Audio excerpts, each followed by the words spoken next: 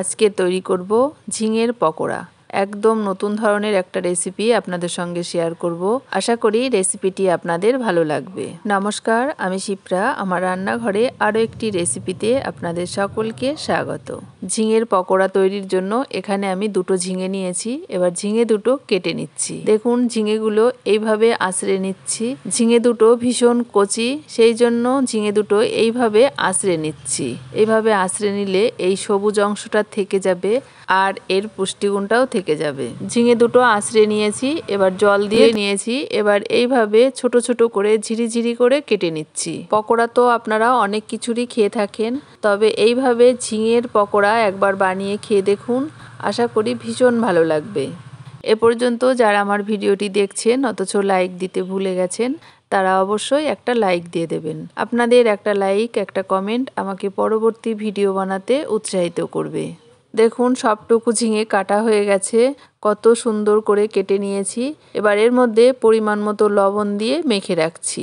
লবণটা বুঝে দিতে হবে, ঝিঙে যেহেতু নরম জিনিস। এবার একটা বাটিতে 1 কাপ মতো মুসুরির ডাল ধুয়ে ভিজিয়ে রাখছি। এখানে আপনারা বেসন ব্যবহার করতে পারেন, আমার ঘরে বেসন ছিল না তাই ডাল ভিজিয়ে নিয়েছি। এবার ভেজানো ডালটা শিলপাটাতে বেটে নিচ্ছি। এটা আপনারা মিক্সিং জারে পেস্ট করে নিতে পারেন। বেটে নিয়েছি। এবার এর সঙ্গে একটা কাঁচা লঙ্কা বেটে নিচ্ছি, তাহলে পকোড়াগুলো একটু ঝাল ঝাল হবে, খেতে বেশ ভালো লাগবে। বেটে নিয়েছি। এবার এই ডালটা একটা অন্য পাত্রে তুলে নিচ্ছি।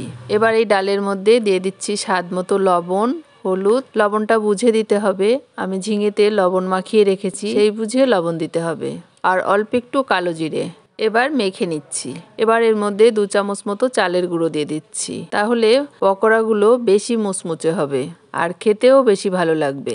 এবার সব কিছু ভালো করে একটু সময় ধরে মেখে নিচ্ছি। মেখে নিয়েছি। এবার দেখুন ঝিঙের মধ্যে লবণ মেখে রেখেছিলাম, তার জন্য ঝিঙের থেকে জল বেরিয়ে যাচ্ছে। এবার এই ঝিঙেগুলো হাত দিয়ে চিপে চিপে জল বের করে নিচ্ছি।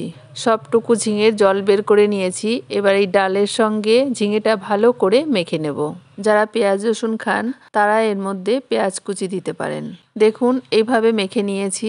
এবার কড়াইটা গরম করে দিয়ে দিচ্ছি পরিমাণ মতো সর্ষের তেল। আমি পকোড়াগুলো সর্ষের তেলেই ভাজবো, আপনারা আপনাদের পছন্দ মতো তেলে ভাজতে পারেন। তেলটা গরম হয়ে গেছে। এবার মেখে রাখা ঝিঙের মিশ্রণ হাতে নিয়ে এরকম ছোট ছোট পকোড়ার আকারে গরম তেলের মধ্যে ছেড়ে দিচ্ছি। একসঙ্গে সবগুলো পকোড়া দেওয়া যাবে না, আমি অল্প অল্প করে দিয়ে কয়েক ব্যাচে ভেজে নেব। এইরকম সহজ সহজ রেসিপি আমার চ্যানেলে আরও অনেক আপলোড করা আছে, আপনাদের ইচ্ছে হলে আপনারা দেখে নিতে পারেন।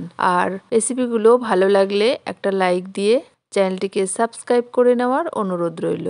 প্রথম ব্যাচের পকোড়াগুলোর এক পিঠ হয়ে গেছে, এবার উল্টে দিচ্ছি। এই পকোড়াগুলো দুপুরবেলায় গরম গরম ডাল ভাতের সঙ্গে বা বিকেলে চায়ের সঙ্গে খেতে ভীষণ ভালো লাগে। আপনারাও একদিন বানিয়ে খেয়ে দেখুন, আশা করি ভীষণ ভালো লাগবে। এপিট ওপিট করে পকোড়াগুলো লাল লাল করে ভেজে নিয়েছি, এবার তুলে নিচ্ছি।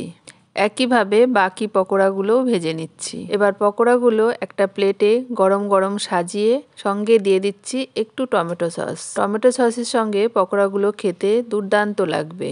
আপনারাও একদিন বানিয়ে খেয়ে দেখুন, আর কেমন লাগলো অবশ্যই কমেন্ট করে জানাবেন। আর আমার পেজে বা চ্যানেলে নতুন হয়ে থাকলে পেজটিকে ফলো, চ্যানেলটিকে সাবস্ক্রাইব করে নেওয়ার অনুরোধ রইল। আজকের এই নতুন রান্না ঝিঙের পকোড়া রেসিপিটি আপনাদের কেমন লাগলো অবশ্যই কমেন্ট করে জানাবেন। আজ এ পর্যন্তই, আবার দেখা হবে অন্য কোনো রেসিপির সাথে। ততক্ষণ সকলে ভালো থাকবেন। ধন্যবাদ।